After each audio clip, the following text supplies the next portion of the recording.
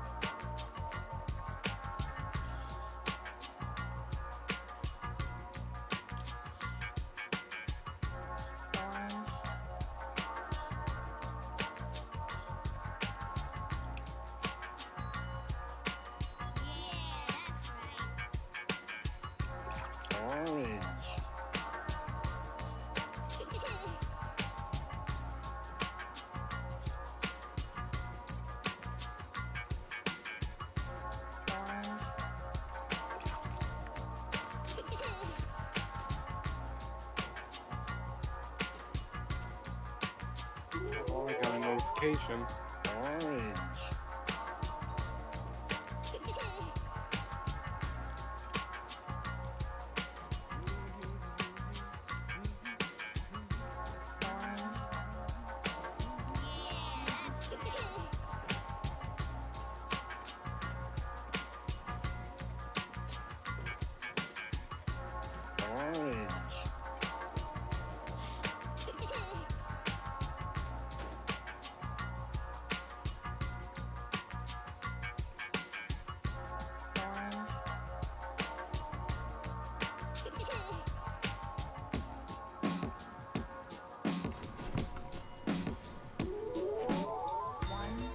Hey folks, how are you doing?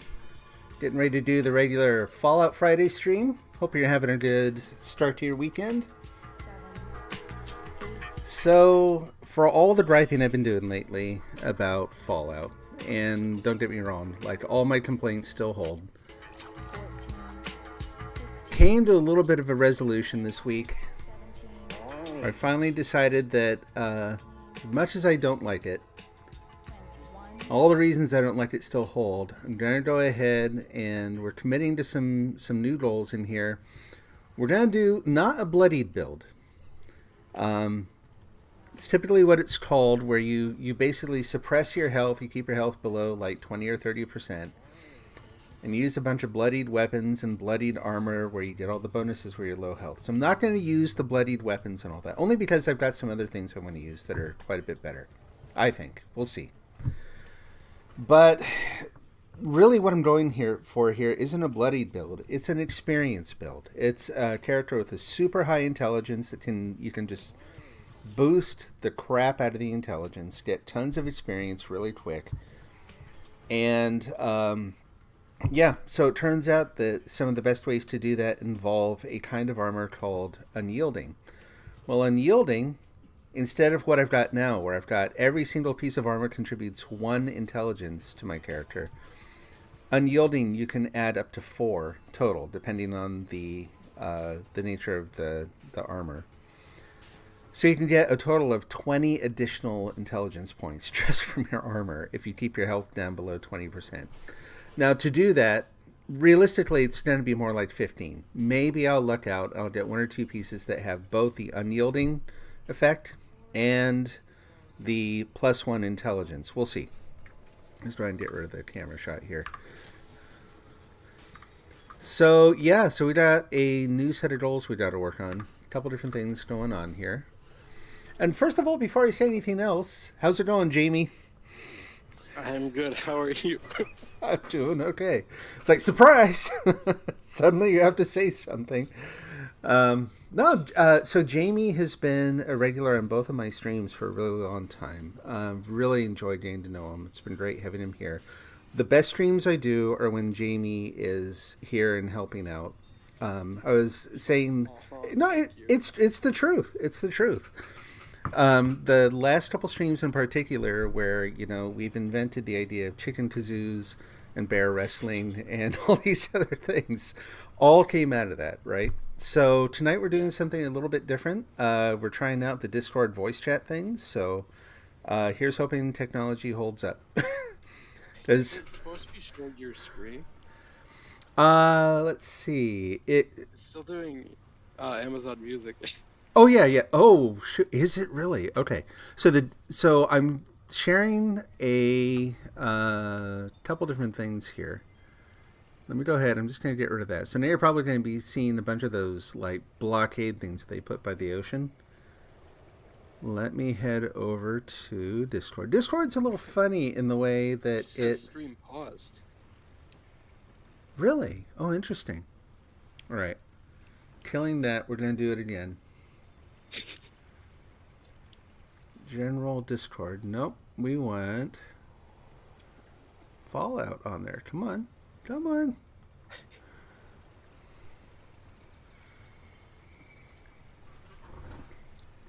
Okay, now here's the trick. I can't do both. I can't get back to that screen. Huh.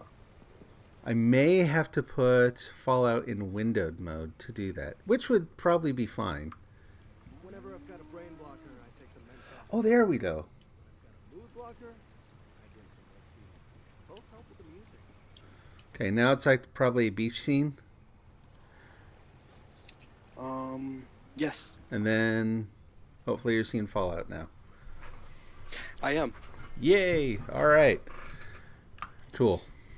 A very nice hat that you're Right? Yeah. We got the beach bum outfit going on this week. All right. Where did that... Man, I'm having other issues here. Nope, not that. Oh, what? There we go. Beach bum as in just a bum on a beach? Pretty much, yeah. Okay. Beach Bums is or used to be a baseball team where I live. Oh, no kidding. Oh, fun. Yeah. Yeah, it's sort of the... again, name, so I won't remember his name. Margaritaville. Jimmy Buffett. So, Hawaiian shirts. And... Alan Jackson. Sure, no, that works. All right, so let's see. What are we doing here? So looking at the perch, a couple different things going on. So I'm going to need to use Serendipity for the low health build. Serendipity, when you have it maxed out like this, you can see there, when you're below 30% health, there's a nearly 50% chance that you'll just avoid damage, like all damage. So that comes in really handy. Little animations that they do, like eating the. Yeah. Yep, the woodchucker one. Yeah, I don't know what. Yeah, it's kind of funny. They only have animations for some of them, but there you go. So, but to do this, I've got to get 3 more points of luck. So what we're going to do is I'm going to get rid of 1 strength. And then in legendary perks, I've got 2 more points I can get there, but it's going to take a while. So the only way to do this is to level up a ton. So I need like 250 perk points total. That's a lot of levels. So between that and hopefully getting some additional points on the scoreboard, we'll do that. But it's going to be a little bit. So a lot of games late, for the next however long are just going to be trying to level up as much as possible. So the goal kind of builds on itself. The other thing is making the armor, of course. So I've got 1 piece of unyielding so far. I'm not using any of it yet because I've got to get to where I can actually do a viable low health build by switching around the strength and the luck and all that stuff. So, like I said, basically just leveling up. In doing this, though, doing a little bit more homework, I also found out that there are some food items that help much, much, much more. So this will actually help with that too. And apparently I put all of them in the fridge. Need to kind of go in the other room and tell the guy to stop playing the guitar here. So we got cranberry cobbler, which is... Out of his hands. Right, just go and start shooting him. Okay, so cranberry relish gives you plus 20% experience when you're using it. Unfortunately, you can't stack that with other cranberry things. Like, you should be able to stack it with the cobbler, and there's like cranberry cola gives you more experience and all that. You can only use one. So first things first, we're going to go get some brain fungus, make some brain fungus stew. That does stack with those. So, and then we'll head to West Tech. Oh, yeah, that's right. I haven't put on my backpack or anything yet. All right. That's something I always wanted to do. Swapping between clothes. And I just never got into that. Yeah, yeah. It always seemed like it was going to be fun, but... Just not your thing in the end? Well, it was just like always so time consuming, and I'd always forget about it. Yep.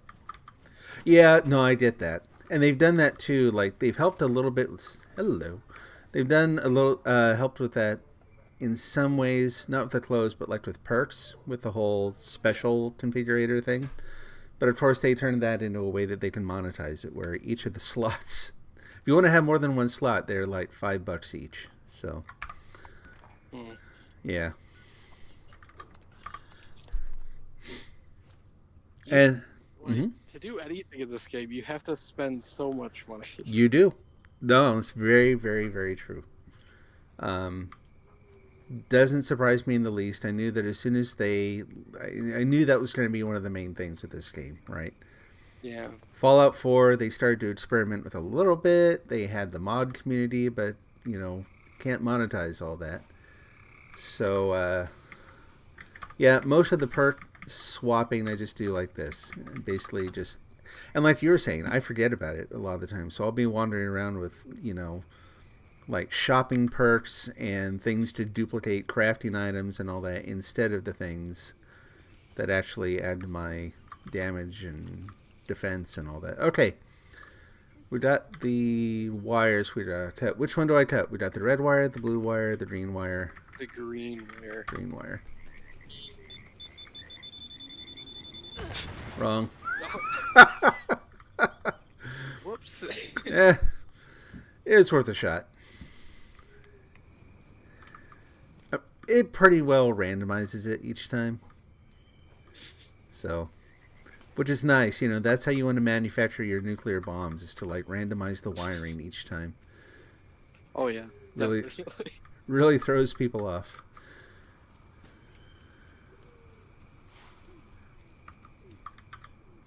Someone's already been through here.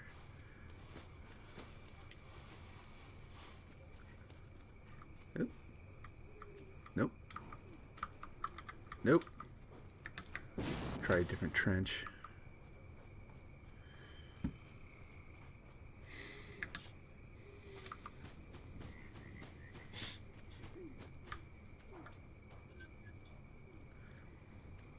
So, yeah, and hey, actually, I forgot to check. I think Twitch should actually be working now. So, That is good. yeah, there's... I can pick that. Cool. I would appreciate that. No, I think there was a problem with the bandwidth. So OBS, you can basically tell it, the bit rate and everything, and it'll try to keep up. And most of the services, if you have a really high bit rate, they'll just scale it down. If you try to go too high, It is. Cool. Awesome. Twitch seems to go back and forth. Like, there have been times, for a long time there, they were obviously just scaling it down, because I have not changed that for months or years. I don't know which. But anyway, yeah, they decided to get fussy with it, so cranked it back down to about 6,000, and now they're happy. No. What's wrong? I was fighting a demon, and I was walking towards him, and there was a stick pointed up in the air, and now I'm just standing on top of a tree, and they can hit me. I can't hit them. So I just died at the last part of my mission. jeez. Oh So no. I have to reset. Oh man. Oh yeah. So what are you playing? The Evil Dead, the game. Right. Right. Nice. You know, I'm just not gonna get King Arthur as a character.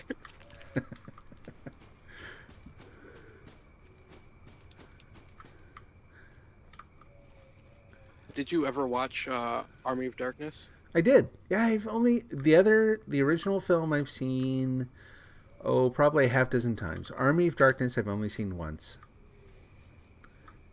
Long, long time ago.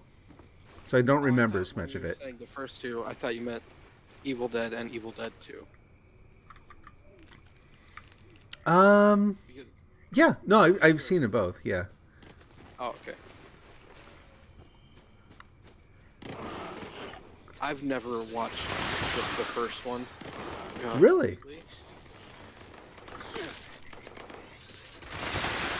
But I've heard many people say the second one's better, and it just is basically the first one with more. Huh. Well, now I'm gonna have to go back. It's been long enough that I'm gonna have to go back and check it out. So, like I mentioned earlier, we watched. I can't, honestly, for various reasons, I can't remember all the movies we watched this night. But at my bachelor's party, we watched. There was Evil Dead there, basically. I know we watched the first one. I know there was more than one. I don't remember much beyond that now. Because, Bruce Campbell talked about it. Do you say Campbell or do you say Campbell? Personally, I say Campbell, but I've never heard him say his own name, so I don't know if that's like... He says Campbell, but Okay. I've always said Campbell. Yeah, to each their own. But he said that they made the first movie, and then Sam Raimi went to make the second one, but they didn't have the rights to the first one, Oh, jeez. so they just had to basically recap it by making all the new scenes. Jeez. Wow.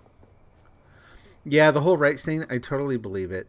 The way that rights worked with Creative Works. So my wife was trying to get the rights to use a quote from a song that she liked. Just a quote. Yeah, just a quote from the lyrics in a song. And so, yeah, you still got to get the rights to it. And there's different kinds of licenses that you can get. And what in the heck? Avoiding him, not because I'm afraid of him, but because, don't come over here. Don't. I don't want to have to kill you. You're going to make me kill you. All right, fine. So in Fallout New Vegas, death claws were the hardest thing to fight. Uh-huh. And in Fallout 4, the first thing you kill is a death. Exactly, yeah. Like, I didn't even play the earlier games, but that scared the heck out of me playing that game. But it was awesome. I thought it was a really cool move. This idea that, nah, you don't get to wait for the big stuff. We're just going to throw it at you right away. You got to figure it out. That was also my first, one of my only, if I'm honest, but my first open world games where, shoot, missed it. But anyway, yeah, so this idea that no, it's not the staged, tiered sort of a thing that you're going to march through. You can absolutely go where you should not be. Just anytime you want, head south and you're going to be screwed, So you figure out when you can go to different areas. You work out the tiering and all that. And, yeah, it was a lot of fun. I think the first open world game I played was called Gun for the PlayStation 2. I think I've actually heard of that, actually. Yeah. And one of the coolest things that you could do with it was if you shot someone and they didn't die from the shot, Uh-huh. when you got to a certain point in the game, you could just walk up and scalp them. Whoa! Wow. You, yeah, you had to learn it from Native Americans. Oh, jeez. They taught you how to scalp people. Wow. Something tells me that probably wouldn't go over the same way these days, you know? Things have changed very, very quickly. Yeah. Alright, what am I doing? Oh, yeah, that's right. I'm like, what am I doing here? Okay, so here we go. Switch out to Super Duper. I'll leave the ammo thing alone for right now.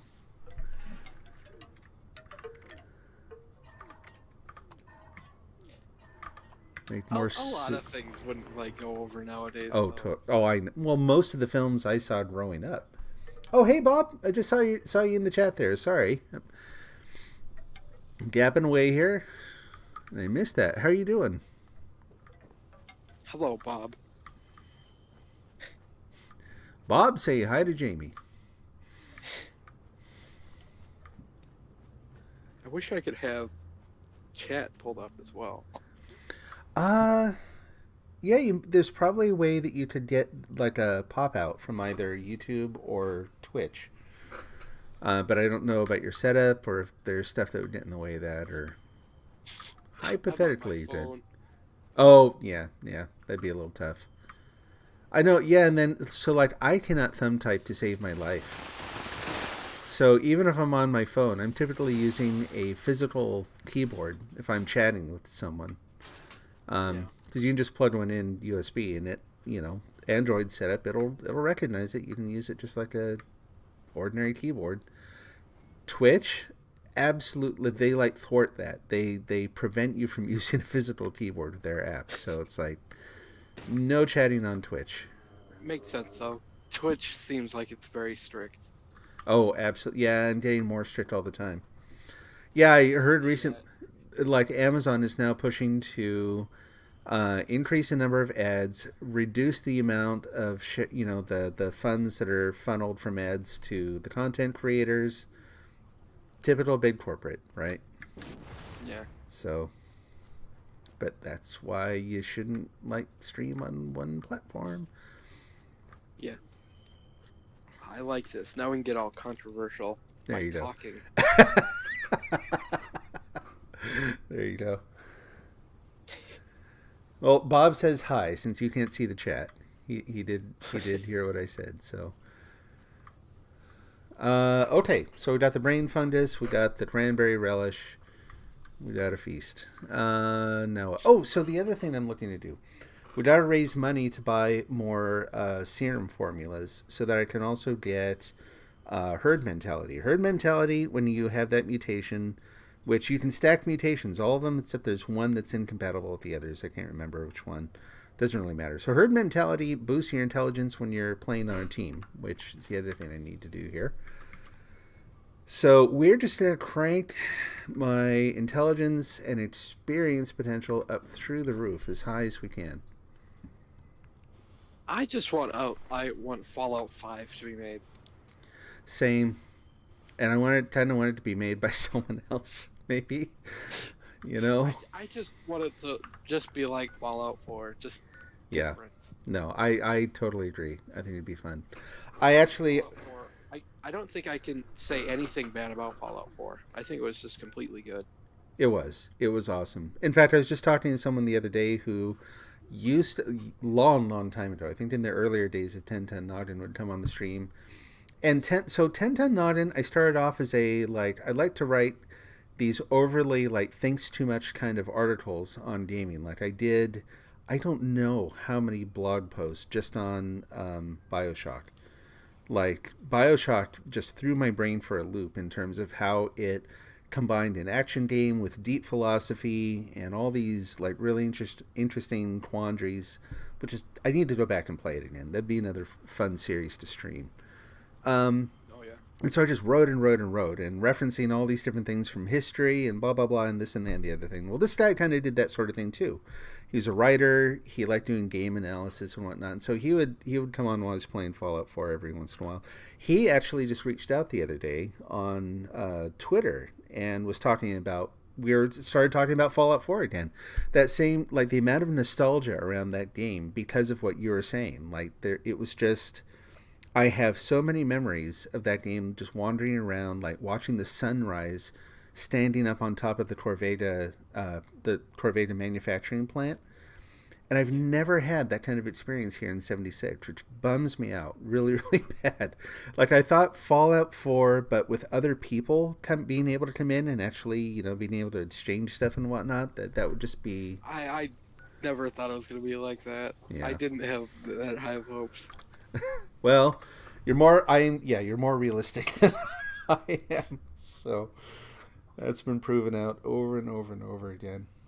But no, I still have hopes for that. But honestly, a lot of it has to do with how other people just want to play games. And again, not faulting them. It's people play the games they want for the reasons they want, how they want. And again, it's not saying it's wrong. It's just different than what I want to do. So, yeah.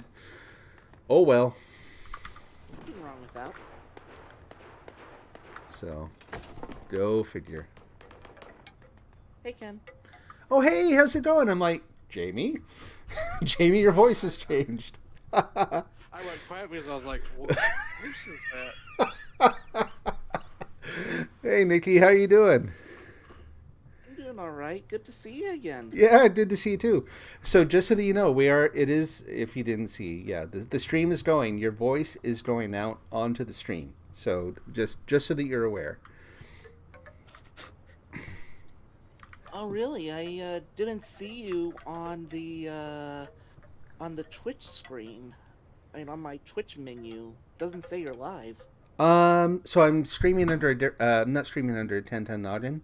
It's under just Ken_McGowan. So I'm doing this under my real name.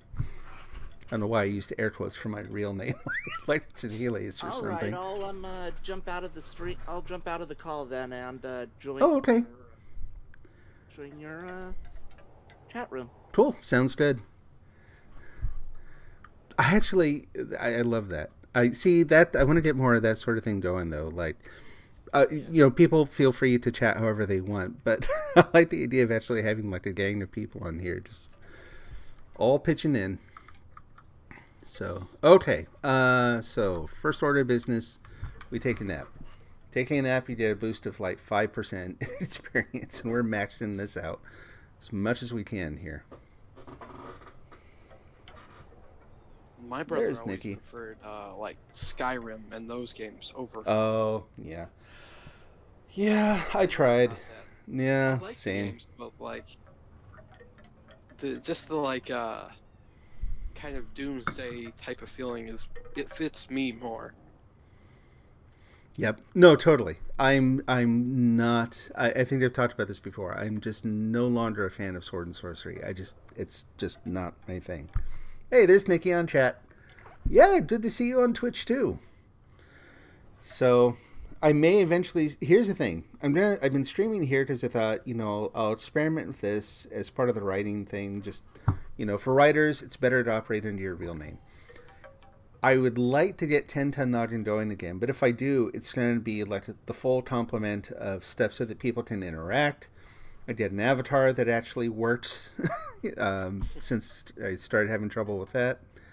Like if I do it, it's going to be like a full relaunch. That probably, realistically, with everything else going on, won't happen forever. I hope it does in a way. I hope I find some way to find time to work on it, but until then, this is it. So, but 1010 would be fun to do like as an actual sort of a character, like figure out some kind of, like not voice acting, nothing so that, but actually having stuff that where people can like trigger things on screen and, just all the sorts of things that you see on other channels. I saw just the last couple of days, I saw another channel I'm going to try watching. I've only seen a couple like of their clips. But it's basically this, it's like a plushy dragon is the main character. It's one of those PNG animated things. But they have this pigeon as their sidekick on the stream. And the chat can actually use their points to talk through the pigeon. And so it just does the standard internet robot voice, Oh yeah. But it was a kick. It was really, really good. And so it's a good way to like get people in and making jokes and that kind of thing. So it looked like a lot of fun. That sort of thing. I think that would be fun. Still oriented around the like 1010 was this like make him into this failed cartoon character from the 60s where it's like they made a show for this guy they found, and the guy had no entertainment value at all. And so there's all this stuff around the cartoon, but the guy's like basically, you know, the comedy equivalent of, you know, like a grave digger or something. I don't know. Like a ditch digger or something. So we'll see. We'll see how it goes. All right. So I think I've probably napped enough here. Should have checked my ammo first. Definitely didn't have to make some. Hopefully I have enough lead. The other thing about this, in doing the level grinding, like the amount of ammo that this is going to take is going to be just nuts. But I'm keeping, yeah, 4,000 isn't quite enough. So we got Super Duper, we'll put on Ammo Smith. Good to have 7,000 to 8,000 going into this. Oh, yeah, I'm out of lead. So 2. All right. Just shy of... What are we got now? 5 million? Yeah, that's not quite enough. Let's go get lead. Actually, the one complaint, like when I first started playing Fallout 4, the only complaint I had was I hated the pipe guns. I don't know why. Oh. Well, they're crap. I mean, they're... Yeah. I mean, here's the thing. They start out crap, but yeah. In the 4, like in Fallout 3 and New Vegas. Oh, no kidding. Didn't have pipe guns. Oh, okay. So they made like an even lower level sort of a starter gun, basically? Yeah. Yeah. Especially like specifically the automatic pipe pistols and stuff. I hated those. I don't know why. You could turn some of those into some pretty decent weapons, like over time, as you get the different, like, find either legendaries or you get the different mods and stuff. There are a couple that got me pretty far through the game. But you know, I mean, starting out, they break all the time. They don't do a ton of damage. They're slow. They're inaccurate. Like, lots of reasons to dislike them. All right, let's just start from the north and head south looking for lead.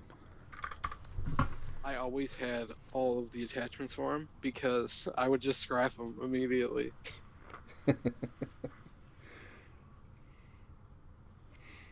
Yeah. Oh, so that guy I was mentioning, where we started talking about Fallout 4 and all the nostalgia, he did the same thing I did, it turns out, where you basically, different people like different mods. I've talked before about how the ones I got were just the ones that let me, like, you could scrap anything. I think the mod was actually called Scrap Anything. And so you could take all the crap lying around the different settlements and actually just delete it. You could literally clean up the streets. I jumped out over that, and then I'm like, wait a minute, do I have my jetpack on? Not the time to ask.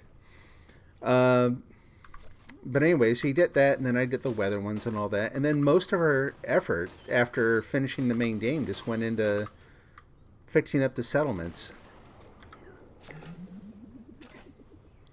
Making little towns for people to live in. Which is why, for me, that's why I was hoping that the... that 76 would be more... No lead. All right, we're out. 76 would be a little more than it turned out to be, but then the restrictions that they, I mean, kind of understandably, had to add to make it work multiplayer, where it's like your camp is not a settlement, and there are no NPCs. Like, you've got this little teeny corner and a very, very limited budget to work with, and there's no mods. And so there's no way you can do any of the things that actually made the later stages of Fallout 4 a lot of fun. They could have done it by paying attention to what kind of mods people were using, but no.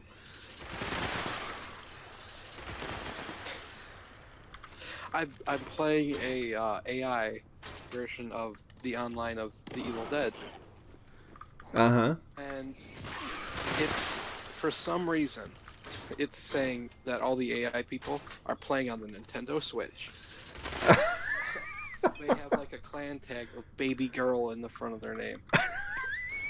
Really? What in the heck? It's so weird.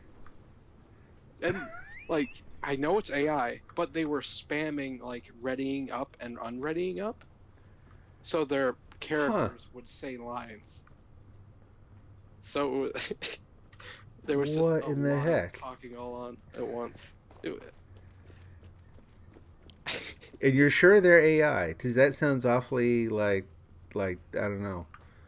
Like I don't have enough context. I can't imagine, the details. But that sounds a lot like people. Yeah, it's AI. mess with it. Huh. Crazy.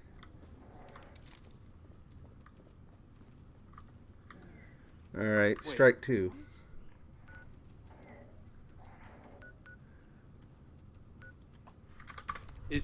At least it should be AI. Like I said, I'm wondering, wondering if there's an A there or not. Hey, Nikki, just in case you didn't hear me, you're free to join the call if you want to chat through voice. But, of course, no pressure, no obligation. But how are you doing?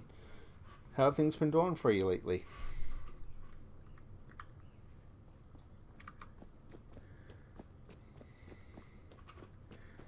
So what do you think? Any other signs that they are actually artificial or not?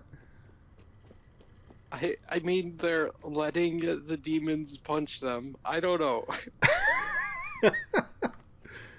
They're like letting themselves get possessed.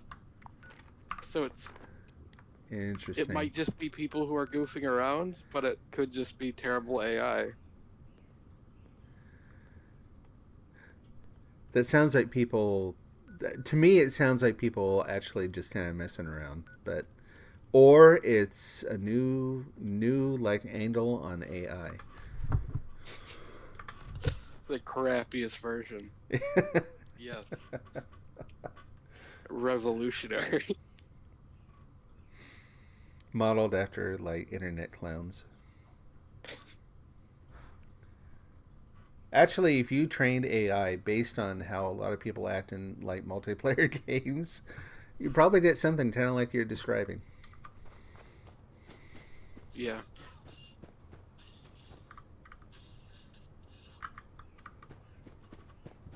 Oh, and okay, these gotta be people. Because they're like, they're messing around with me. That's gotta be it. Okay. Because they're like punching me. Yeah. Maybe this only makes the demon AI.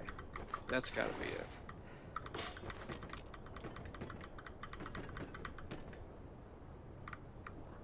Oh yeah, definitely that the demons are AI because they're trying to hit me. The like AI controlled demons trying to hit me through the wall. That's it. There you go. Okay.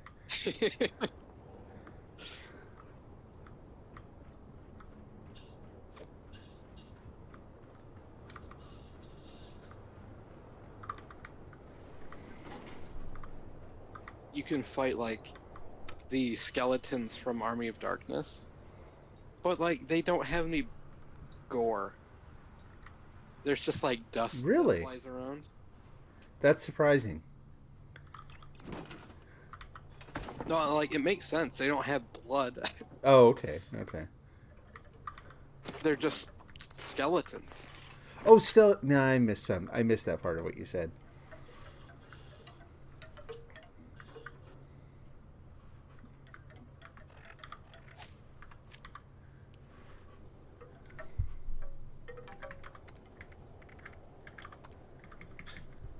The only, I think, non-skeleton that you can fight is like the evil Ash. Mm-hmm. I always thought that was really clever. Of like when they put him through the portal, his hand grew another him.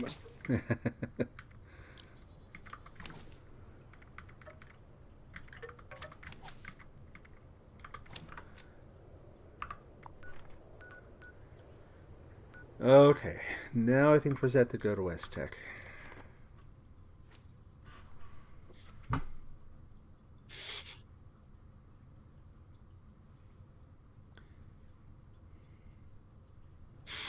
Okay, we're dead.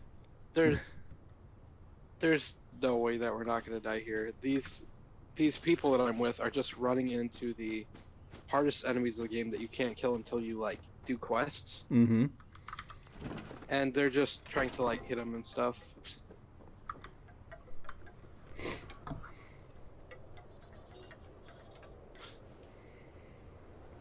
So did this one just launch, or has this been out for a little bit now? It just came out today. Literally just today. Okay. Yeah, at 11 o'clock this morning. Fun.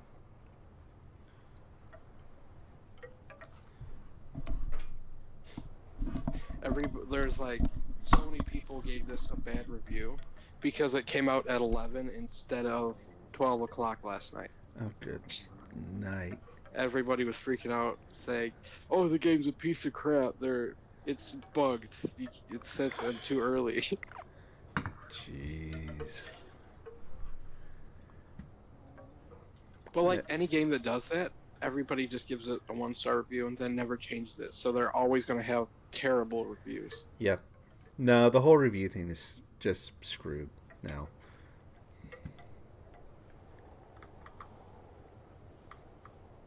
I'm resisting the urge to start pontificating on how the internet needs a more uniform identity system. But it does.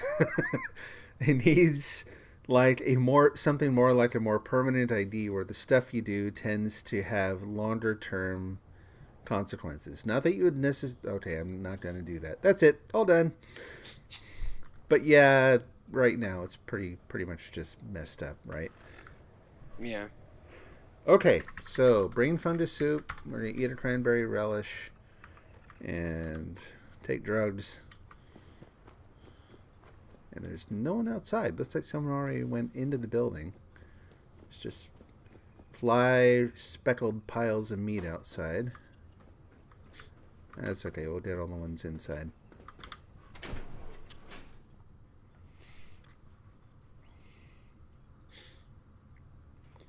But there's like 3 different kinds of demons that you can go against. There's the Army of Darkness skeletons. Mm-hmm. Then there's like Ash versus Evil Dead, like the weird, like skin like over their eyes and everything, and you can just see their mouth. Mm-hmm.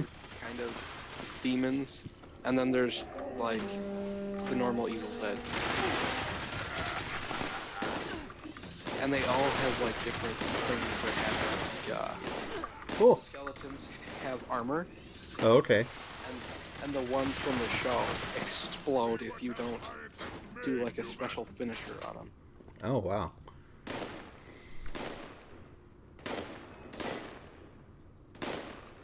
Where'd it go? So yeah, stacking all the experience bonuses is actually working pretty well.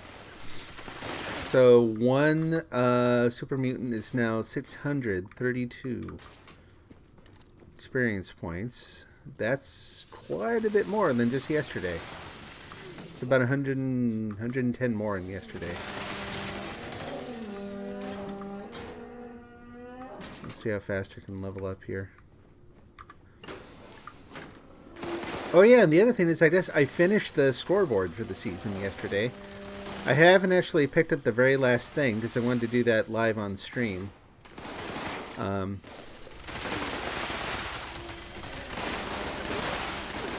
We'll do that after this too.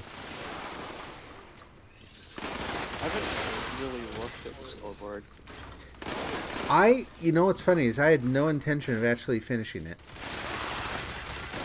And then every once in a while they'd have daily goals that were either really easy or stuff I'd do anyway, so, you know, why not? And I don't know if they responded to complaints that one of the board that they did in October took too long or what. It didn't take nearly as long this time.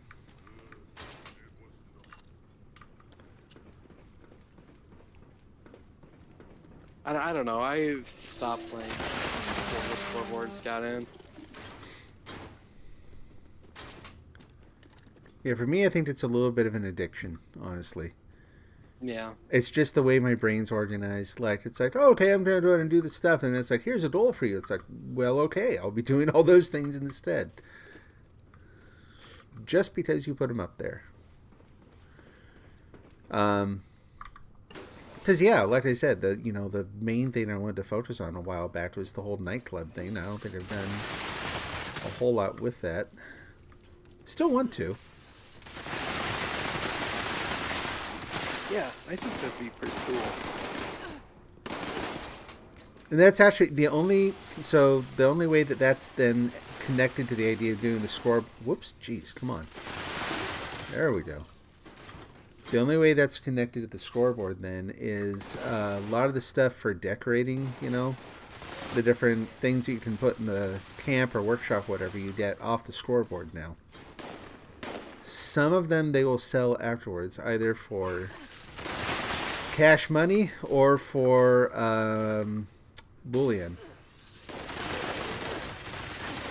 But not everything.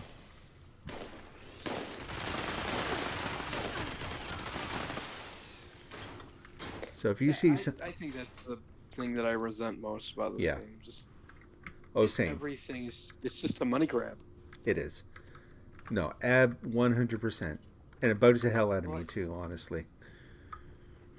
I mean, I'm still sitting here companies playing. that make games like the Fallout game, or not Fallout, Far Cry. Yeah, Far Cry yeah. games. Every other game they make is a cash grab. Yep. They're always like every other one is just terrible. Whenever it's not a main 1, 2, 3, 4, 5, it's just terrible. Because So it's Far Cry New Dawn was set right after the fifth one was, and it had the exact same maps. Jeez. Yeah, that's right. Yeah, I remember you mentioning that before, actually.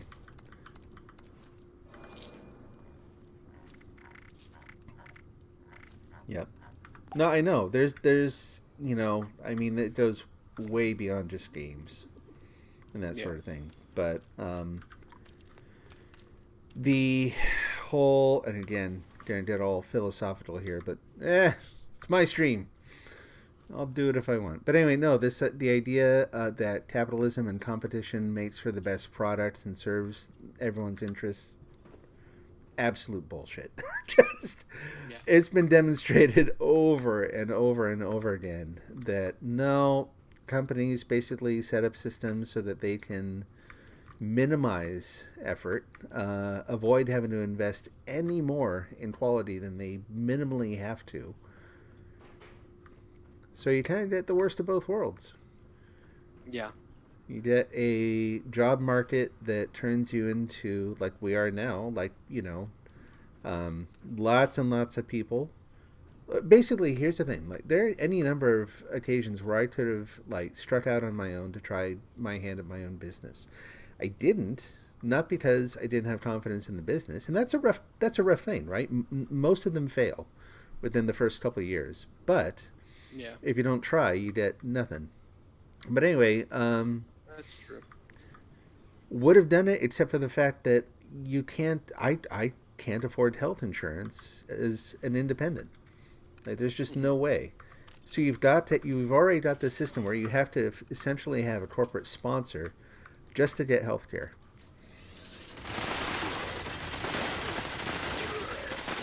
So yeah, like I said, I could keep going, but it's.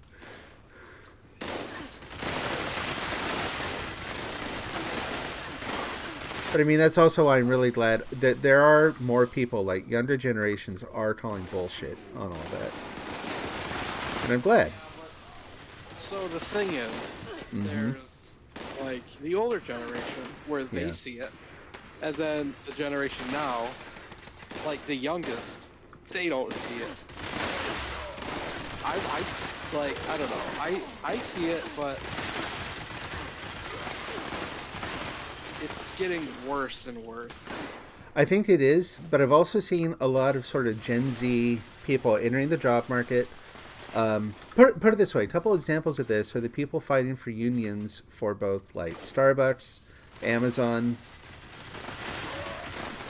Labor organizing around these things, to me, is a really good thing. People just basically quitting. I mean, I'll tell you, so when I worked as a manager in software, I'm Gen X, to kind of put myself in a time frame there. And Gen X was very much like a, no, I don't know, man. It's just what you gotta do. All right, job sucks, but you gotta do the job. Okay, there you go. Oh, can't afford a house anymore? Oh, well, it is just the way things are. Oh, well, I'll put up with it. And then, so as a manager, I'm managing people who are like millennial age and some of the, the first Gen Z. And the millennials were like, it's Tuesday. I don't like my job anymore. I'm going to go do something else. And the first couple times, Exactly how the first couple times that happened, I was like, what do you mean you're just going to go do something else? But job. And they're like, nah, I don't like it anymore. And it's like, really? Like, can you do that? Can I do that? I don't think I can do that. I think it would work different for me. They really, like, they had this, it may have even been completely unfounded, but they had this confidence in their ability to just like, go do whatever else they want that honestly served them really well in a lot of respects. Not everyone, don't get me wrong. I mean, there are certain sectors in the job market that are still really tough and completely dominated, by like corporate interest, but there's change coming. Based on what I've seen in hiring people and seeing how things are changing so when COVID hit, and so companies that could move people to remote work did because they needed to keep operating, but they couldn't be in the same space. That also changed things really, really significantly.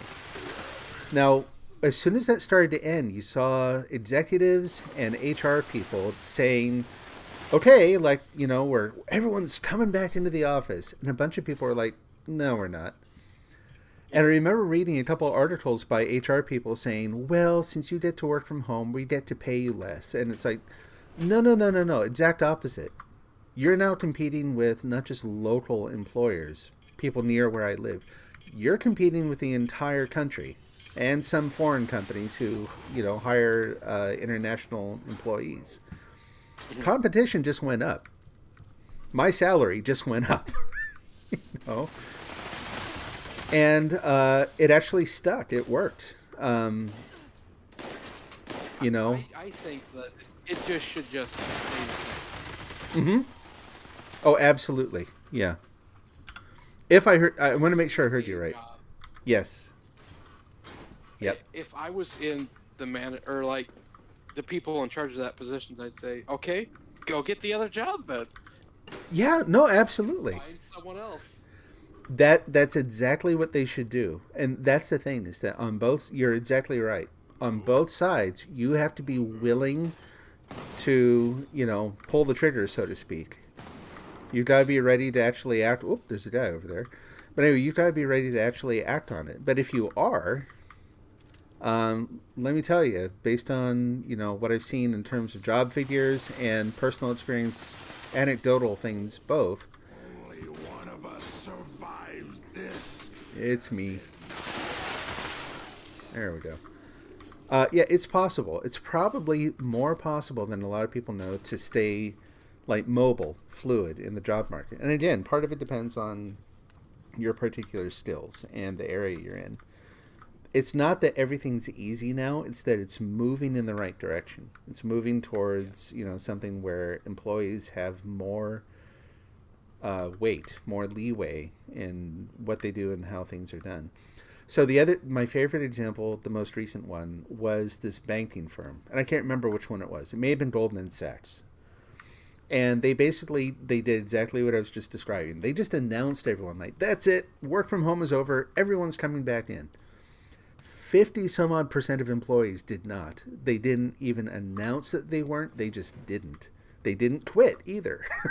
They just were basically like, you're wrong, and stayed home and kept working. Well, my opinion on that would be, if they don't feel safe, then you can't really do anything. Yeah. So just let them work from home. Yeah. Yep. And depending on how it goes with all this, maybe you can keep letting people do that. Exactly. Yep. You think about the impact that work from home has beyond just, oh, it's nice to be home and be in my PJs and work. Because let me tell you, that gets old pretty quick. Like, it's fun at first, and then it's like, nah, I've got work to do. There are other things too, you know. Feel like as long as it didn't affect their work, then just let them stay at home. Exactly. It's going to reduce their costs. It'll reduce the business's cost in terms of real estate. It will reduce the impact on the environment from travel. Yeah. Like, there are so many ways. Have work faster. What's that? It would maybe even have people work faster. Yeah, you tend to work more hours, which can be good and bad. But because you're always near your desk, so to speak, you know, you tend to, and you're not worried about the commute. There's less pushing you out the door at the end of the day. Yeah, you tend to put in more work. Yeah. And all this, I want to point out, like, I'm not going to be able to cite the actual study, but they have already done studies on this. All this is verified. You know, this isn't just hypothesis.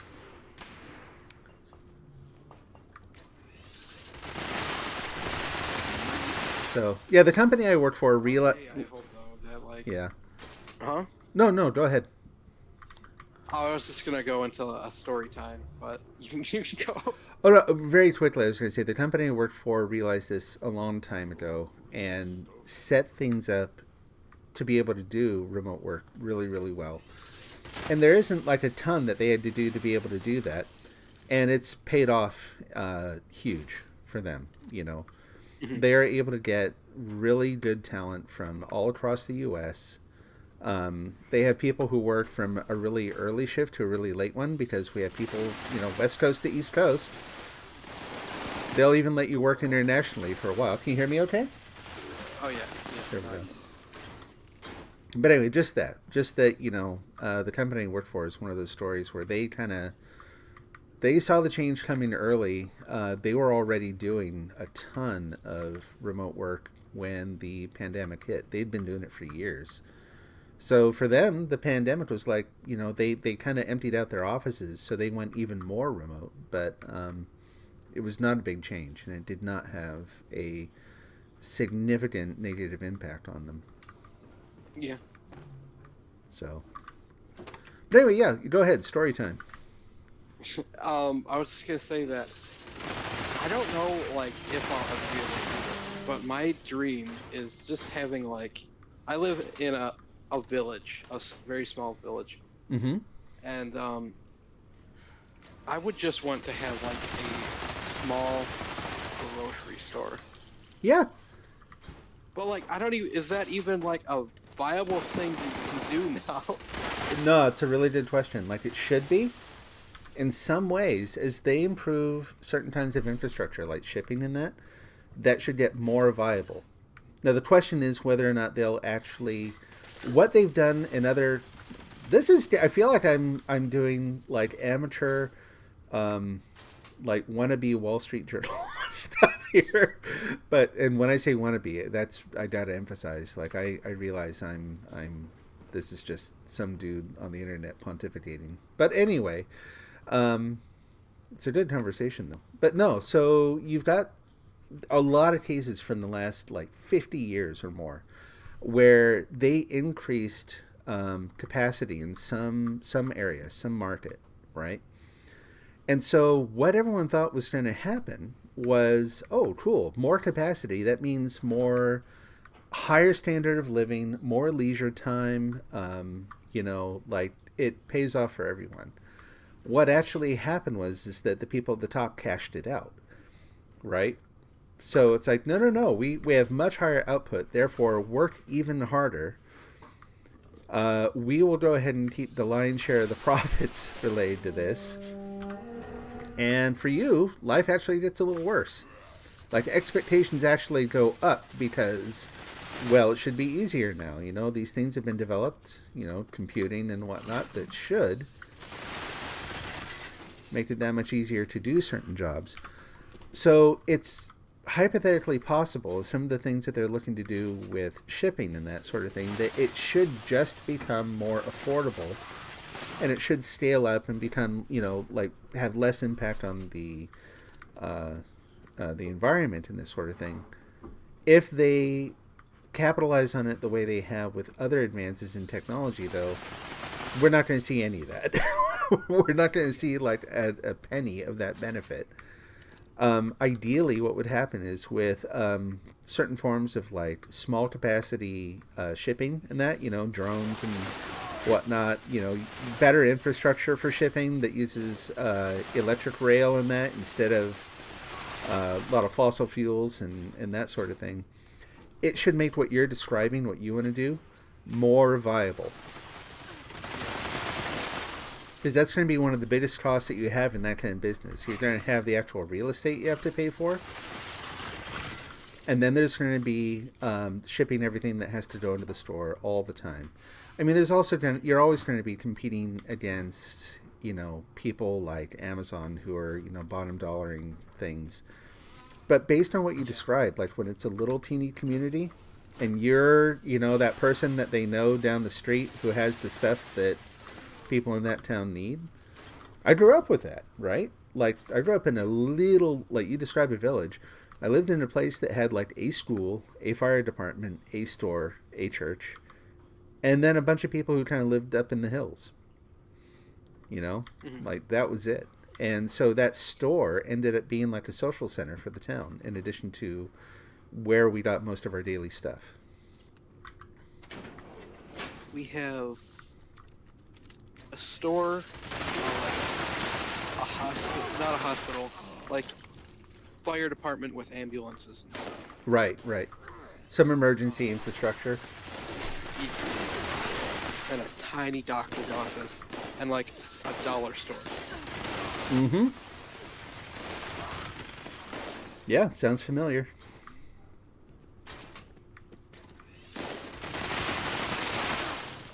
But yeah, like, I would like want something just small enough for just me to take. Yep.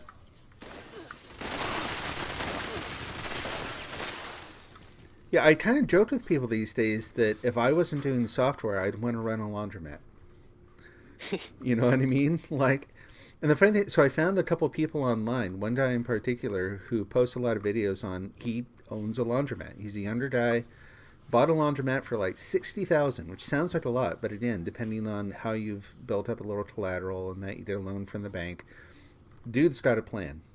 He cleaned up the place, did a lot of work himself, got fairly modern machines that use modular components where he doesn't have to hire repair people. He can just switch out the things as they fail and that kind of thing. And it's all coin up. He hires a manager to keep an eye on the place, and then that's what he runs.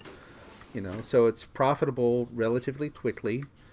He knows what factors go into the business that make people actually use it, and the main thing is keep it well lit and keep it clean. That way people feel safe, going in there. And it's working.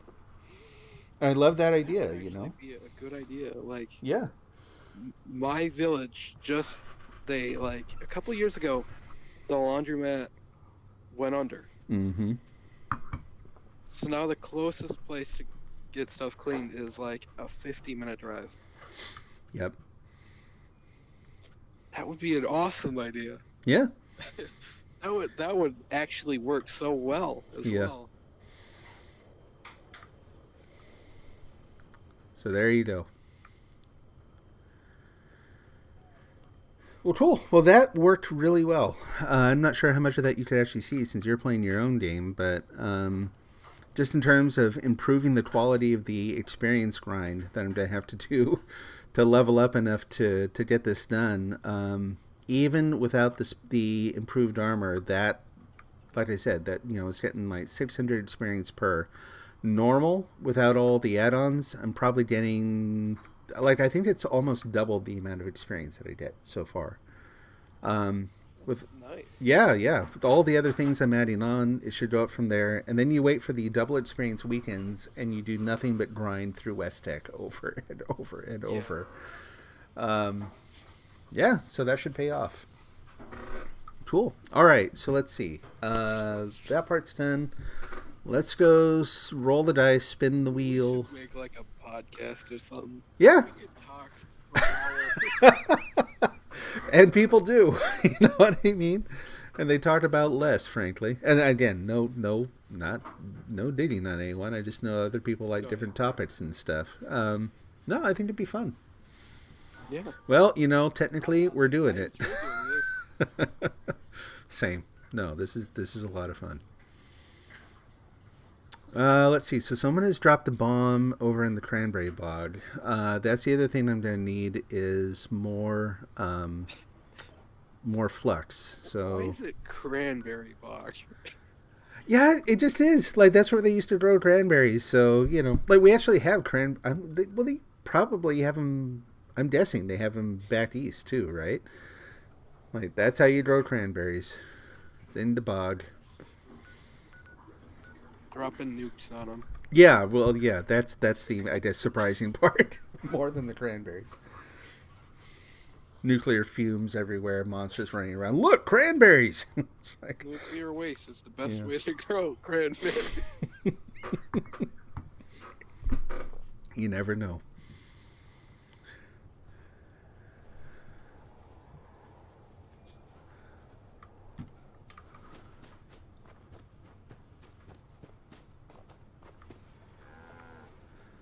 I just saw something this morning. I wonder if that's the same That's- guy who was standing there earlier. It sucked. Oh yeah? There was one of there's these movies called Tremors. Yeah, yeah. I think we've talked about them before. Yep. One of the main people in the first couple died Really? on May 8th. Who was it? Do you remember? His name is like Fredward. Fred Ward. I don't know how. to say Oh it. yeah. Fred and then yeah. I is his last name. can't remember his face, but I know that name. But yeah, I was sad when I heard that. Well, yeah, yeah. No, these last couple of years have been awful in that respect. Like in terms of like, I mean, the fact that we lost. You know, I know this is a different category altogether, but the fact that we lost like Betty White like right at the beginning of the year. Yeah, You know, that was just terrible. it was. It was like, yay, we're almost out of the pandemic. All this. Betty White's going to be 100, and it's like, no, she isn't. It's like, oh, you're kidding. Like I don't know. She was like the one person that I would be like, she's gonna live forever. Yep, absolutely. I know. Did you ever watch her in what are those movies? Lake Placid? No, I haven't seen those. I didn't even know I've heard of them, but I didn't know she was in them. I think in the first one she was in it. She was the best. Like from like Golden Girls, she was like she Yeah. played dumb. In that movie, she cussed like a sailor. Oh, that's awesome. Yeah, no, they couldn't actually like cuss on network TV, but the character she played on like back in the 70s, Mary Tyler Moore, was not Rose, you know, from the Golden Girls. Yeah. Again, totally opposite character. I think she liked playing those characters just because it let her, you know, kind of cut loose a little bit. So, no, Well, like, that's awesome. She'd say stuff like to a police officer in the movie. Yeah. The police officer would make like a snarky comment. She'd just look at him and say, "We can go suck a big one." Stuff like that. And it's just like, that's not the Betty White I know. Betty, what are you doing? Yeah. No, she actually there were a number of things where again, if she was doing network, she couldn't actually cuss and stuff. But her characters always had that edge, like she would have if she could have. You know what I mean? Yeah. So, no, she was funny. She was a kick. Seemed like a genuinely nice person. Yeah. No one disliked her. You just don't run into those people very much. Yeah. Lately, I've been like looking more into the actors that I really like in shows and movies. Mm-hmm. And like there'd be some people that they looked in like movies and stuff. They seem like they'd be awesome people, Mm-hmm. but they're just terrible. Oh, really? Yeah, yeah, that can happen because again, it's acting, right? Yeah, but then there'd be like from The Walking Dead, Norman Reedus. Yes. He's like he he seems like he's the nicest person in the world. Mm-hmm. Like if you watch stuff like how he interacts with other people Yeah. from the shows, he like just during interviews and stuff just walks up and like kisses him on the cheek or something. And it's just, he just seems like such a genuinely good person. Yeah, yeah. He has, from what I've heard, the interviews I've seen, they get fairly rough with one another in terms of like practical jokes on the set yeah. too, though. One of the ones that I heard about was like the guy who played Rick in The Walking Dead Mm-hmm.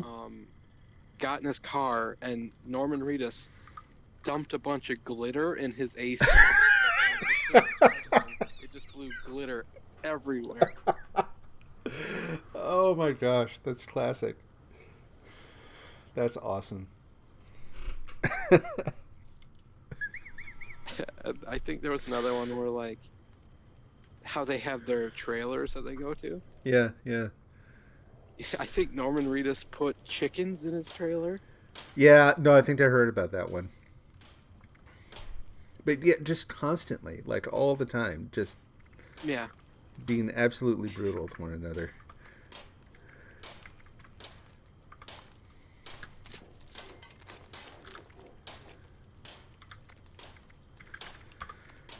Alright, I'm trying to make some more unyielding armor. This is just going to be one But then there's one like leg after people another. like Harrison Ford. Like, Oh man, yeah. he seems like he in Indiana Jones. He seems like he'd be a really fun person, Uh-huh. but he like from what I hear, he's just mean. Yep. Yeah, he's. Oh, there we go. Hey, we got one already. Awesome. No, he's unapologetically not into the stuff that he makes. It's a job. Yeah. You know what I mean? And so he's brutal with people who will like come up and want him to like play along. Yeah. You know, he just wants nothing to do with any of that. So do But not. To be fair, I don't Yeah. know if I'd like that. Oh, totally. Yeah. No, I get it. Like, It's completely understandable. I totally agree. It's just that there are so many people like. So I mentioned before, my family and I go to a local Comic-Con every year, or we did. We have not been back since COVID, and I think even before that we missed one. But anyway, you go there and you will actually find the opportunities to kind of, depending on what time you go and that, you can kind of hang out with some of the people sometimes and sit there and chat. My wife and I got to sit there and just chat with John Delancey, who plays Q on Star Trek. Oh yeah. Because we went up to do the whole, you buy a photo, you get it signed. But as they're doing it, if there's no one else around, sometimes they'll just sit there and shoot the breeze for a minute or two, so you just talk about this, that, or the other thing. And a lot of them are super nice. They're really into, they're very kind to the fans who, yeah, admittedly, a lot of them can really go over the top in terms of they're a little too devoted maybe to the shows and stuff that, you get some people who are acting a little, But then, we got to meet the guy who played, hey, give me a moment here. This is Lucius Malfoy in the Harry Potter movies. I cannot think of his real name right now. He also played Captain Hook in in the live action Peter Pan. He was in one of the recent Star Trek shows. I'm trying to think, who is that guy in Harry Potter? That's the blonde guy? He is, yeah, exactly. He's like one of the Death Eaters, right? Long blonde hair. He's Draco Malfoy's dad. And so the guy who plays him is, you can tell he's a very serious person. He again is he's got a very dark sense of humor about things. You know what I mean? Yeah, yeah, I could see that. Yeah, yeah. Well, all the different kinds of role. He likes playing characters who aren't necessarily just straight up, the good guy, but who have a really good story behind them. You know what I mean? Have something there that kind of explains why they're committed to whatever it is they're committed to that causes problems for other people. And that, but we went up, and again, it's typically you're doing the autograph thing, and so we went up and we got the photo, and we didn't pick Malfoy. Most people, I think, picked Malfoy because of the whole Harry Potter thing. We really liked his version of Captain Hook in the live-action Peter Pan. Like, we watched that a lot when my kids were growing up. That was one of the first roles I remember him from. And so we got one of the Captain Hook photos, and his eyes just lit up. He's like, "Who picked this one?" And we all of us like raised our hands, like me, like, we all did it. And that was one of his favorite roles. And so sitting there with an actor who they love what they do, and oh hey, someone waving at me here. They love what they do, and you've picked, like, you want to talk about a role that maybe that they appreciate a lot, that maybe their fans, fewer of their fans do. You can have a really nice moment there. It can be a lot of fun to talk to him about that. Like, so, as a thing that I would say, like, anybody who liked the role of Abby from The Last of Us. Oh, yes. I wonder, right? I seriously, is it one of those things where they're like, "Oh, thanks, I really appreciate that. That was so difficult," or are they going to be like so scarred at this point that they're like, "Thank you, but I'd rather not talk about that." That is like a dark chapter from my life. I mean, because of fan stuff. So all this, going back to your point, I totally agree that the Harrison Ford thing. That guy has very well-defined boundaries around like what he wants to talk about and what he doesn't. And he's not shy about it. He's very public about it. Like, leave him alone about that. Appreciate his work all you want. You know what I mean? But don't expect him to be like, to like want to talk about the Force and, discuss your theory on midi-chlorians and whether or not they really are the blah blah, or, you know what I mean? Like, he's not having any of it. So just maybe don't go there. Like, if I was an actor, I'd probably be okay with people walking up to me and, like, wanting autographs or a picture or whatever. Mm-hmm. But just me as a normal person, I wouldn't do that with anybody. Exactly. Like, yeah. I wouldn't have someone, like, walk up to me. I mean, like, I wouldn't walk up to somebody and do that. Mm-hmm. Yep. That's not me. That would just be weird for me. Yep. Totally get it. I would probably walk up and say hello. You're awesome and whatever. Yep. And just walk up. That's it. Yeah. Keep it short and sweet. Yeah. Yep. Yeah. And so the con thing is fun because it's an established context. You know what I mean?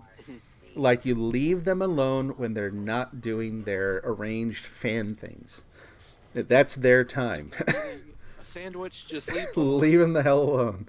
You can still. There's still some of them that, like the guy who does Wacko's voice in the Animaniacs. My son was dressed up as Robin at one of the cons we went to, and the guy who does Wacko walked by and goes, "Oh, cool, nice costume," and kept just kind of kept going, and it's like, oh, awesome. It's just these little teeny fun stories that you kind of carry with you, But you compare that to, oh my gosh, they're awesome. I know when they first came out, and I was like, what in the heck is this? But yeah, absolutely awesome. I haven't actually watched enough of the new ones. I have to see. I haven't watched any of the new ones. Yeah. But you compare that to, like, we went to one where, I can't think of his name, of course, but he played Chewbacca. And he was there. He was, at that point in his life, you could tell, he was already in a lot of pain. You know what I mean? He had, like a lot of people his size, He had joint issues. Oh, yeah. You know, he was on. He was used a not a wheelchair, but he had a little motor assisted thing that he would ride on to get from place to place. It was late in the day. He was clearly tired, and so at that point, even though it's a prearranged thing, like you're doing the, you know, hi, how you doing, shake the hand, and go, you keep it short. You know they're tired. They've got a lot of people to talk to, and it's like, you know, this is awesome that you're here anyway. Thanks for coming. Really appreciate your coming by. That's it. Let him do his thing and get out of there, you know? Yeah. But it's weird, like, my dad, he's completely different. Like, he sees the guy off of our local news channel, and he'll walk up, take a picture with him, and make him sign stuff. But he's off of the news, like... Yeah, yeah. Just say hi to him. Yeah, right, yeah. Famous. He's just a guy off the news. He's a normal guy. But I guess, like, actors are just normal people too, but Yep. like, especially the news guy. Yep. It's funny, you know, like, some people seem to actually like that kind of stuff, but you can't tell from a distance a lot of the time. Yeah. So. And then depending on the kind of person your dad is, like, some people can pull that off. You know what I mean? There's just something, a certain energy in their personality, whatever, and it's a combination of, like, this really positive energy, but also no shame. You know what I mean? Where it's like, you know, even if they end up doing something where you can kind of tell, like, maybe everyone else in the family is watching and going, oh, geez, like, just step away. I don't know this person. Yeah. But they don't feel that. They're just like, oh, they will remember that as, like, the most awesome thing. Oh, yeah, I went up and said hi, and he was just, like, really, you know, like, really nice guy, super happy to talk to me, and, you know. But the guy would, like, go to the store all the time. Mm-hmm. And my dad, every time he saw him, made him sign something and take a picture. So, like, So more than a once. couple days, he would get that. And then the guy just doesn't go to that store no more. Ever since then, my dad hasn't seen him there ever again. Oh, that's too funny. I'm sorry, but that's like, you actually changed the guy's, like, shopping habits or whatever, because, oh, funny. Yeah, I think I've seen people, like, from off the news maybe once or twice. And yeah, I've never felt a compulsion to go up and be like, hey, you're that guy, or whatever. I mean, I don't do that sort of thing anyway. The one thing I remember from one of them was going, oh, wow, like, you're actually pretty short in real life. Like, TV, like, totally eliminates the sense of scale, doesn't it, you know? I'm way taller than you, and I'm not even that tall. Hey, Ken. Hey there, little guy. Yeah? He's like Andre the Giant, then he's like the little elf guy. Right. You know? Yep. Yeah, Peter Dinklage. Yeah. Yeah. Who also seems like someone you don't want to mess with, right? Yeah. Give me just a sec here. What's up? Can we do pizza for dinner? What kind do you want? We're making dinner plans here. Hey. You want Abby's? What? What company? Anyone you want. I'm indifferent. Really, it's okay. Alrighty. We are doing pizza tonight. We've been doing a lot more of that kind of thing lately, honestly. We're all exhausted. Like, we've talked about being tired the last 2 years. It's somehow all piled up in just the last couple months, especially, where, I don't know, it's the rest of it is all hitting all at once. Mm-hmm. So there have been a lot more nights of, Thai food, or, fend for yourself. Everyone grab a sandwich. Or, I guess I'm having ramen tonight. That sort of thing. I had my first Arby's sandwich a couple days ago, and it was... I don't know, I didn't like it very much. Yeah, Arby's is kind of different. My brother was like, "Oh, you gotta get the roast beef sandwich with the Arby's sauce." And I'm like, "Okay, it's a plain roast beef sandwich with a hybrid ketchup." With, A spicy it tastes ketchup, yeah. Like they took vinegar. and Yes. put more vinegar in the ketchup. Like, Yep, totally. And see, that's the thing too, is the people who like it love it. Without explanation, you know what I mean? And they're genuinely surprised when no one else does. So yeah. I can remember sitting in an Arby's my first time when I was like, this was up in Spokane when I was probably like 9-10 years old or something. And my uncle who lived up there happened to work for a like meat processing plant. That's where Arby's got their beef. And so for him, he was kind of being the company man, you know. So we're sitting at a fast food place, and he's like, "Oh no, this is really good roast beef and stuff." And I'm like, "It's fast food. This is not like." How good could it really be? Exactly. Yeah. It's like even if it started out good, look what they've done to it. Yeah. You know. So.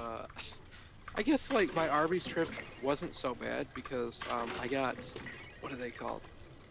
French. I can't think of the name. I don't think they're pheasants, but they're something like that. Pheasants. Oh man, I was. They're kind of like chickens. All I can think of that's like pheasant is like quail or something. Pheasant, quail, guinea hen. Guinea hen. Oh, okay. At Arby's? No. Oh, okay. I thought you said at Arby's. I'm like, what the? Okay, I We lost got it there 'em, somewhere. And then we went to Arby's. Oh, gotcha.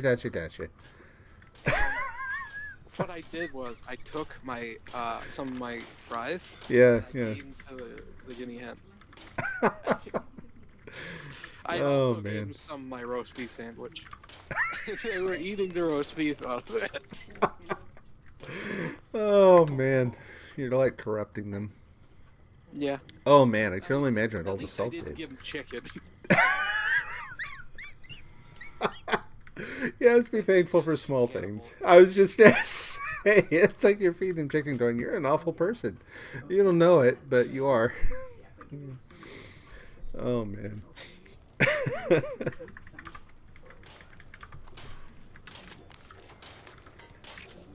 Oh, man.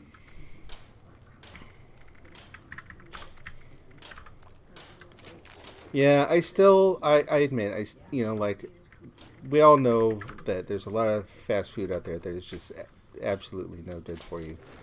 I went through a period where I swear I was just like addicted to this stuff again. Like this was probably about 5 years ago now, but it was like really stressful time. Work was just absolute garbage, nothing was really going well. And I probably ate more cheeseburgers during that period than was probably healthy. These days, not as much. Every once in a while. I don't know. These days, whenever I have fast food, it's always like you're trying to eat a memory of good food. Yeah. Like, this should taste better than it actually does. I remember really enjoying this at one point, but this tastes nothing like it should. Like, that's, like, my go-to, is Subway. And Oh, yeah, yeah. it's because I remember as a kid eating Subway and just being like, this is the best food I've ever had. Exactly, right. And, like, I go back to Subway just wanting that just Yeah, totally. amazing taste back. Absolutely. Just trying to, like, recreate that It's moment. Never as good as you remember it. Yep. Yeah, for me, it was McDonald's, and there was a place in the town we lived in, down in California, coastal town, and there's a place where there's a really good, at the time, arcade, video game arcade, right across the street from a McDonald's. There's a pizza place on the other side, and so I'd go down there and, like, go have lunch at McDonald's, and then blow all my allowance on video games and everything, you know. But those are some of my favorite memories. And it turns out my wife was the girl I would end up marrying was probably also there. Yep. She's probably the one who like kicked me in the shins and took my quarters or No, I whatever. did But not. she was the type. I would not. But no, and yeah, it's like whenever I have fast food, there's the smell of it. There's a little bit of that like memory of those like just that carefree time, you know. Saturday morning, junk food and video games at a period in time when video games were something entirely different, entirely new, and that was like I remember, oh my gosh, when I mean all the way back to Space Invaders. Phoenix, Galaga, Tempest, Tron. When the original Tron movie came out and then that game came out, I still love playing that game. We have a couple arcades around Portland where you can still play some of that stuff, and it's a blast. Like and that's what's funny though is that the games actually carry more of that actual experience than the food. The food is more accessible, and so that's where I try to recreate it. But yeah, it's if I want to relive that moment, better to go to one of these arcades and find either Donkey Kong or Tron or one of those. Nuclear storm imminent.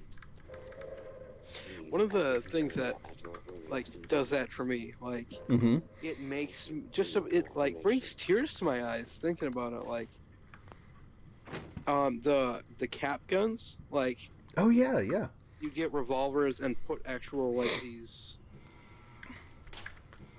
like Are those- cylinder of little gunpowder caps. Yes, I was going to say, are they the little rings that have the little thing? Yes, yep. I remember those. That smell of the gunpowder Yep, just brings me back. awesome. Well, you know what I'm going to be trying to find like over the weekend here now. No, I totally know what you mean. It's the same thing like for Yeah, me. I got some for my brother's birthday, Oh yeah. Awesome. and it was amazing. Yep. Yeah, smell really does that, right? Yeah, Like they've actually, again, they've done studies to show that like of all the senses, smell is the most connected to memory. I feel like that guy from Ratatouille when he eats the Yes. Yeah, meal, yeah. and it just like flashes everything back. Yep. That I will fight to the end. That is one of Pixar's best films. Like if you tried to explain that film to someone who had maybe never seen it or if they've never seen Pixar, they didn't know like what kind of masters of story they were. You'd be like, okay, so it's about this guy who learns how to let this rat remote control him so that he can be a better chef, and it'd be like what did you take before we started talking? Like that makes no sense at all. And it is like, yeah, I just absolutely love that film. For some reason, like even just the art style of it. Mm-hmm. About it. Yep. Yeah, I am a little bit of a, like, for a long time, I wanted to actually get into 3D graphics, like as some kind of career. And I can remember sitting there and just geeking out over the light in Paris, like on the scenes outside, leaning over to one of my kids and going, oh, look at the light and blah, blah, blah. And it's like, Dad won't shut up during the film.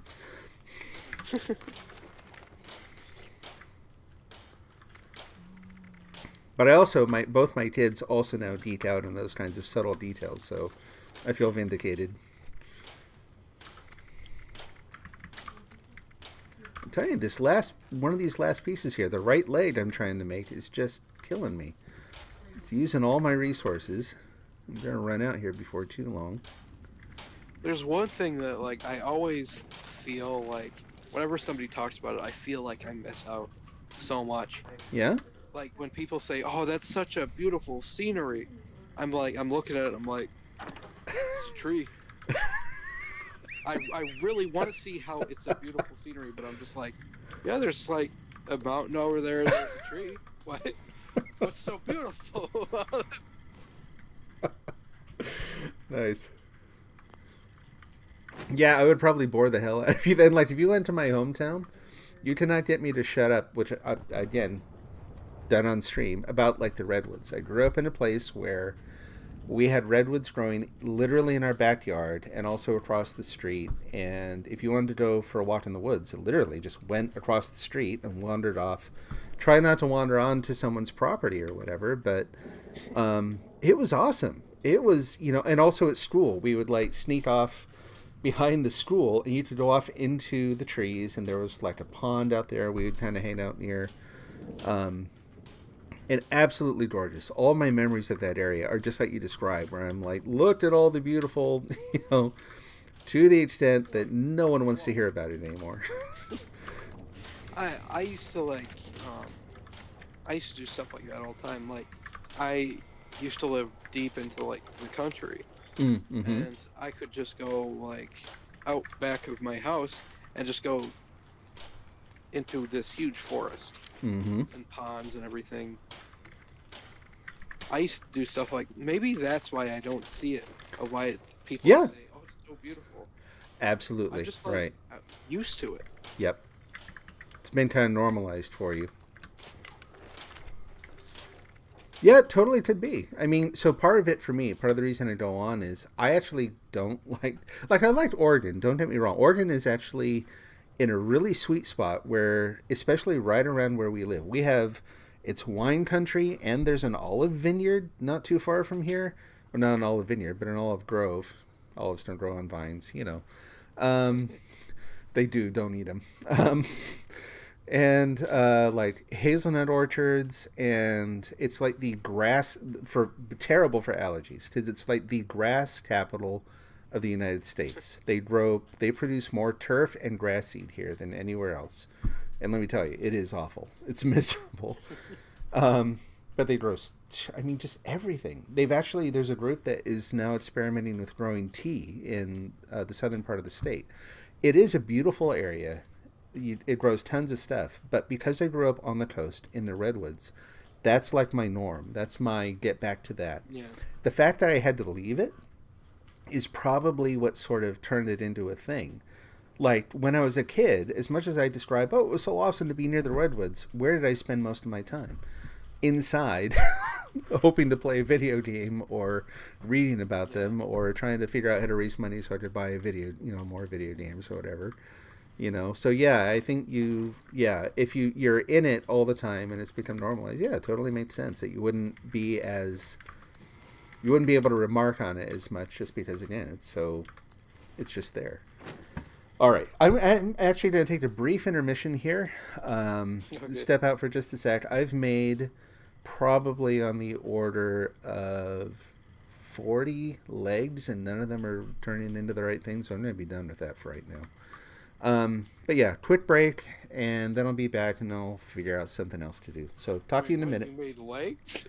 Yes, I'm trying to make an entire set of unyielding armor, and I've got now both arms and one leg. The right leg I cannot make the right leg, not actual legs, not like making. Have you ever I don't know how much you're on YouTube, but there's an ad that I've been seeing so much about this guy who's not native to America. He has I don't know what accent it is. Okay. Like Russian or something, but he's like this pillow company. Oh.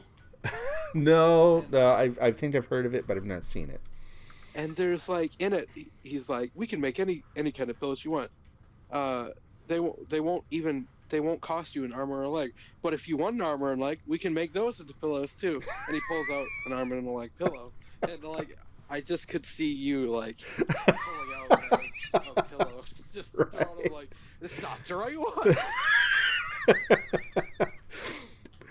Oh man. Yeah, slightly different, but yeah, not making actual body pillows. Though they could totally do that in this game, and it would make it more fun. Cool. All right. Well, I'm gonna park my character here, and then I'll be right back. You're gonna park him? Just gonna basically let her take a nap. We'll put her on the couch and step away for a sec. Back in a sec. Put on your brakes and Yep. turn them off.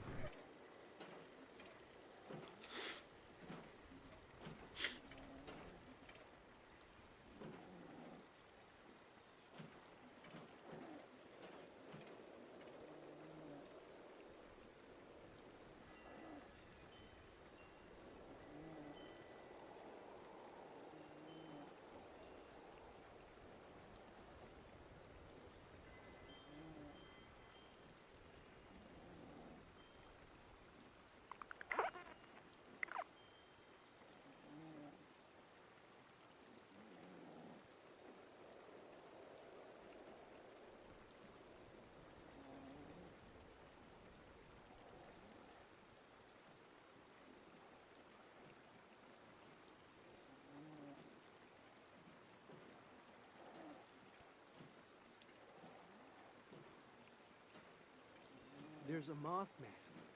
I wonder if there's a Moth woman. Or is that just the light he's drawn to? Makes for a good love song either way.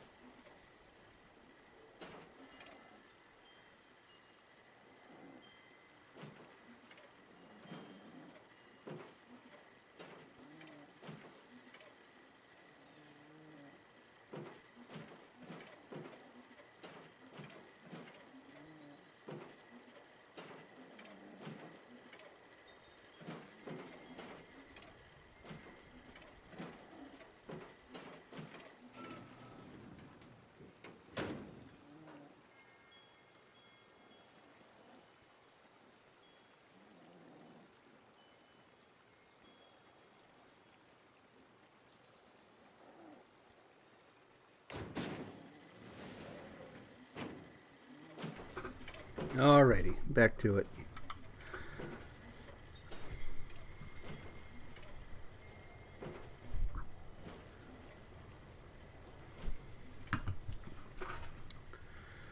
What to do now? We've made all the legs. We've done the test with the experience grinding with the cranberry relish. Let's see what other challenges are going on That sounds today. awful to me. Doesn't it?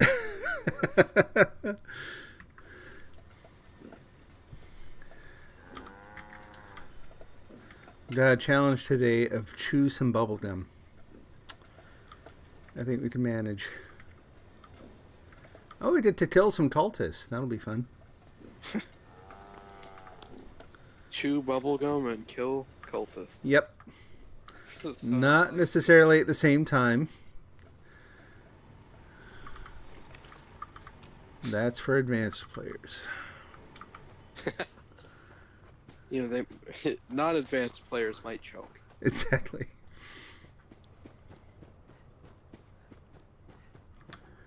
All right. See if I even have it. It should have some. Yeah, we've got some great perk bubblegum. There we go. Challenge met.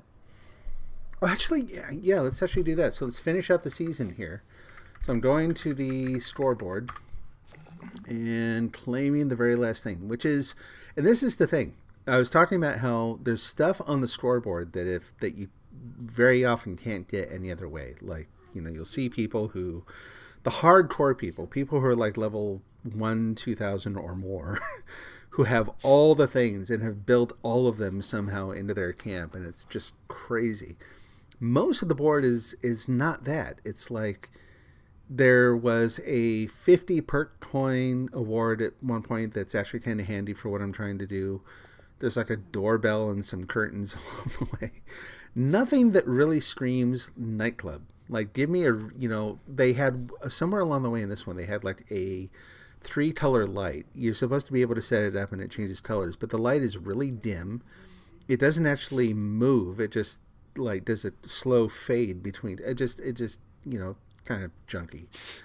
So here we are. We're at the very end of this thing, the penultimate spot on the board, and it is they already have a brick wall kit for building camps and whatnot. This is so far as I can tell, the crappy brick wall kit.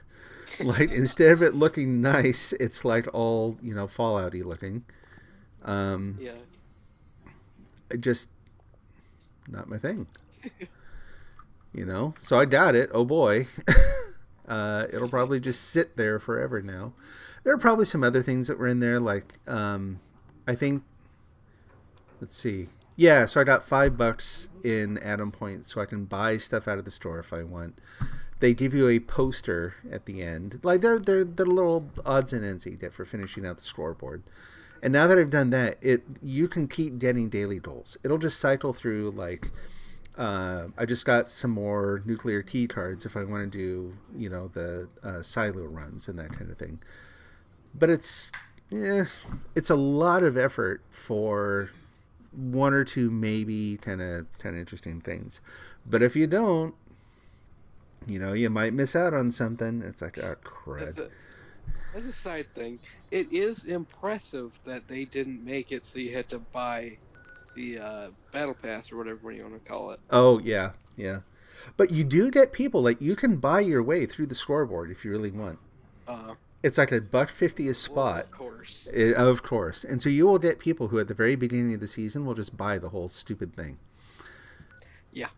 Just day one, all of a sudden they've got all the stuff, and you're like, really? Wow. Even in, like, Red Dead Redemption 2 online, they have a battle pass. Really? Yeah. Oh, jeez. And they have, like, different, like, classes, or not classes. It's basically add-ons for it. Like, you can do different jobs. Like, there's moonshining, bounty hunting, like trapping. Not like trapping, but like hunting and selling. Sure. But they all cost $20 a piece. Oh, jeez. No way. And the battle pass costs like $20. Right.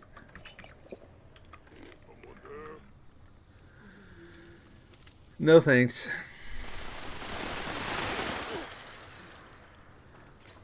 I mean, on the one hand, I understand that if you want to run the servers and stuff, you've got to figure out some way to fund the operations for the game. Yeah.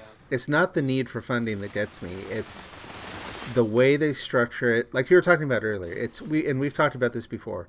It's the difference between selling a product and doing a cash grab, which, like you said, is minimal or negative effort combined with a kind of high price tag, Yeah. Things that should be either free or maybe basic sort of optional extensions. Yeah. It's like, I don't know it for a fact, but it's like the Far Cry thing. Mm-hmm. It feels like they just give it to a different team and say, go wild. Yep. Here's the story that we just did. Do whatever. Yep. Because, like, between Far Cry 4 and 5, there was Far Cry Primal, and it just went to, like, 10,000 BC. Mm-hmm. But it's all the same basic resources, maybe a little reskinning or whatever. Yeah, and, like, they just kind of made up a language. Just going, blah, blah, blah, and like, they put captions at the bottom, so they didn't have to really put that much effort in it. I was going to say, yeah, now you've got a reusable sort of a voice system where you don't even have to have as many recordings for dialogue or whatever. Yeah. You just use the translations. Yep.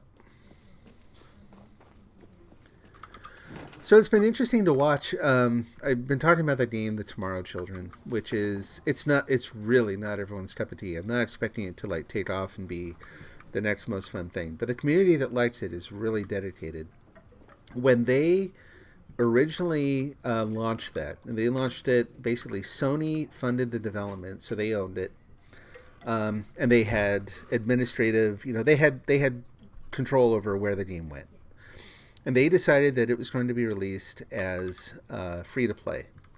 And they did this fairly late in the design and development cycle. So it wasn't really like the core game was not structured around the idea of any of the stuff around free to play. You know what I mean? So last minute, they're having to retune the game so that instead of just getting the tools that you need to do basic things in the game, now you can buy upgrades.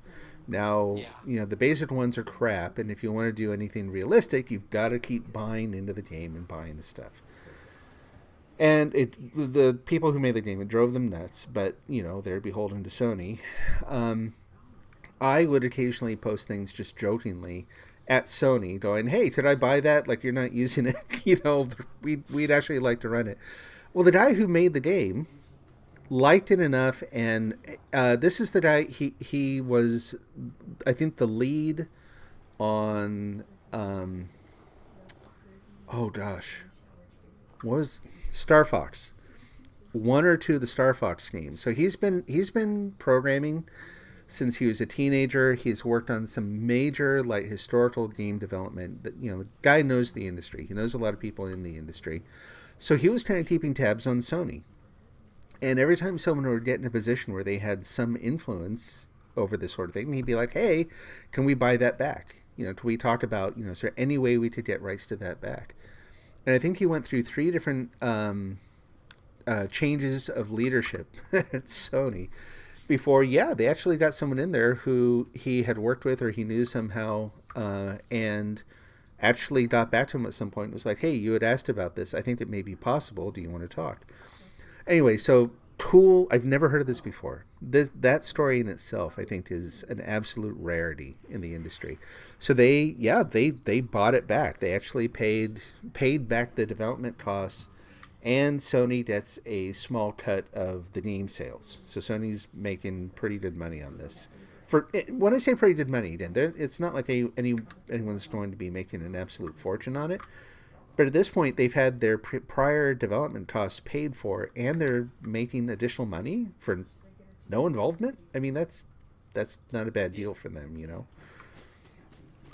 So, but the interesting thing, it'd be just kind of a bad deal for the developers of the game. It's Give out the money to Sony. It strikes me. I bought this from you, and now I'm gonna pay you. I'm also going to pay you this. I totally get that. I think that my take on it is that the guy's name is Dylan Cuthbert. I think he's a pragmatist. And like I said, he's been in the industry for a very long time.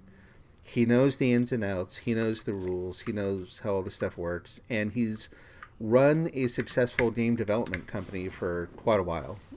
So it's like, it's not ideal. Like, especially you look at it from our perspective where it's like, how about I pay you money, take it, and then give you nothing else because I own it now. There may be some other stipulations in the deal about time limits or I don't know. Like, who knows the actual details of the contract. I think that if they're going to pay Sony, Mm-hmm.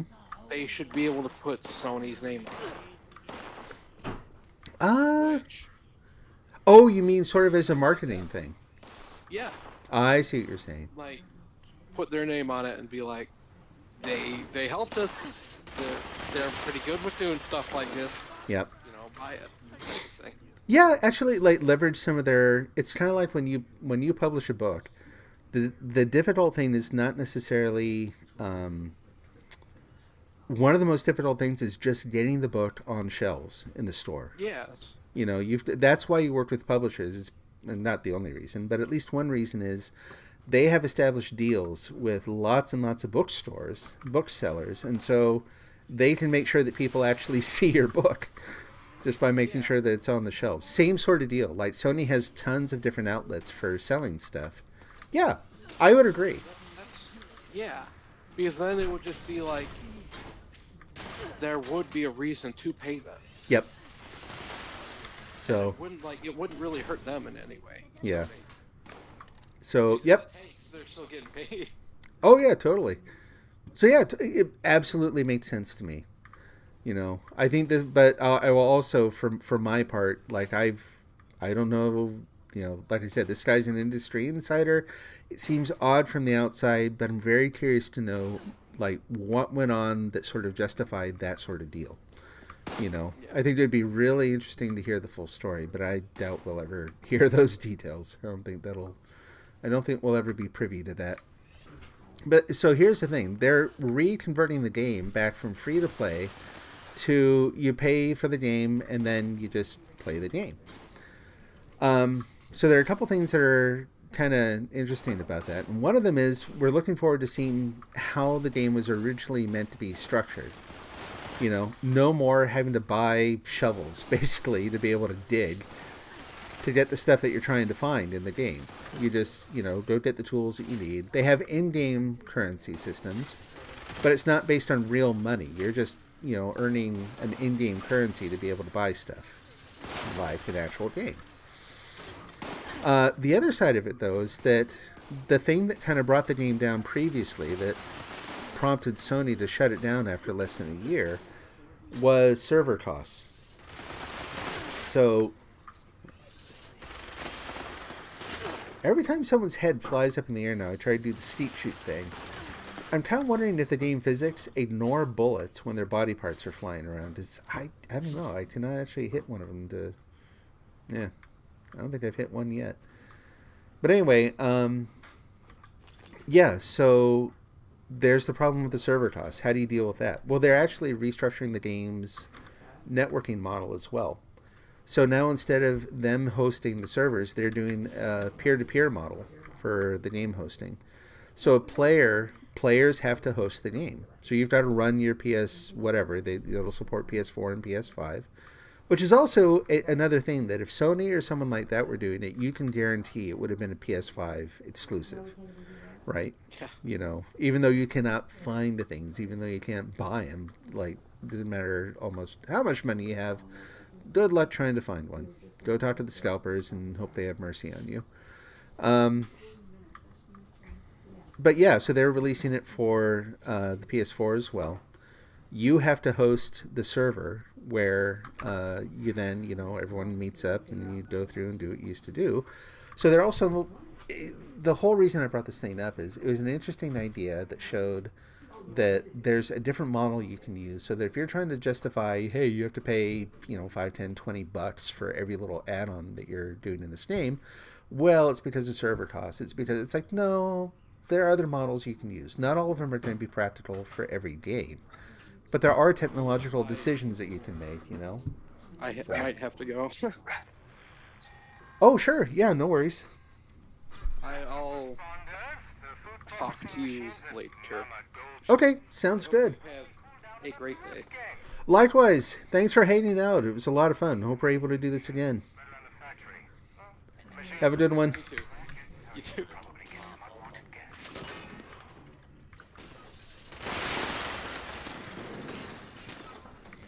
I tell you what, Nikki, let me head back to my camp. And I think this is probably I've kind of done all the basic things in the game for right now. Let me go and kind of wrap up the stream, and then we can go offline and chat. Sounds alright. So that's my take anyways, that would work out better for you. Yeah, sure. Okay. I jumped in here because I heard your friend was heading off. Oh, okay, yeah. Yep. Yeah, Jamie had mentioned he had some stuff that he'd have to do a little later, but no, the voice chat thing has been a lot of fun. Glad to hear. Yeah. I'm just enjoying some popcorn with kettle corn seasoning on it at the moment. Oh, nice. Nice thing for a Friday night. Sounds like you should be watching a movie or something too. I would be, but honestly, there's nothing that to be perfectly honest, there's no one to watch a movie with. Gotcha. Yep, that makes a big difference. I view movies as a social activity. So. Mm-hmm. Yeah, same for the most part. There are a couple that are definitely more. There are a couple of, like, especially anime films and that kind of thing, where I think I'm the only one in my household who's really into those sorts of things. So those are definitely a, like, no one else is interested. I'll watch those by myself late at night. But yeah, it's always better if you can find someone to watch with. Movies. Yeah. Have you ever heard of Paprika? Yes. Yeah, you're talking about one of my favorite anime directors, actually, Satoshi Kon. Yep. Paprika was a masterpiece, in my opinion. Oh, absolutely. Yep. Beautiful, beautiful film. So, and I've been intrigued by the nature of dreams and all that kind of stuff. So it really spoke to me. cool. Yeah, it was. It's both the visuals that he uses, the particular visuals for that film are really, really good. And then his particular, like, his style of storytelling, where he does these really trippy, thought-provoking, mind-bendy sort of turns. And most of his stuff, like, not all of it. There are a couple, like, Tokyo Godfathers was, I think, a little bit more straightforward in terms of its story. Still really good. Really, really good. Never heard of that one. You could tell me about it after your stream. Oh, yeah, absolutely. No, definitely worth watching. Yeah, for anyone else who's seen this, basically it's a story of 3 homeless people who in Japan who find this abandoned baby and are trying to take care of it, and it just kind of flows on from there. You know, it's like a lot of his stuff. It kind of goes here, there, and everywhere. But yeah, really, really good story. And if you haven't seen it, another one, it's similar to Paprika in a lot of ways, but it's a whole series. It's not a movie. And it's called Paranoia Agent. And previously it would have been really, really hard to find. They re-released it probably about 1.5 years ago on DVD and Blu-ray, I think. So definitely also, if you like Satoshi Kon stuff, if you like Paprika, I think I've heard of Paranoid Agent. Yeah. Isn't that I've heard some people jokingly call it Shonen Batman. Yeah, a little bit. So there's a kid in the film that they call, in the English version, it's Little Slugger, and then in Japanese it's called Shonen Bat. And he's this kid on rollerblades who's carrying around this bent bat. And the basic idea is that the series covers a lot of different people's stories where they're getting into some kind of stress or trouble. Shonen Bat will appear and hospitalize them. And I can't explain more than that. You just kind of have to let it go. And again, it gets pretty trippy. About it is that someone spliced together a bunch of clips of him attacking people and played the 60s Batman theme over it. Oh, nice. I have to look that up. That's awesome. Cool. All right. Well, I'll go ahead and we're going to wrap up the stream. I'm going to hit the end button and we'll shut this down. Thanks again to Jamie for hanging out. It's a lot of fun chatting. Nikki, glad to have you here too. Whether you're doing text chat or voice chat, always fun to have the old gang around. And look forward to seeing people next week. Talk to you later.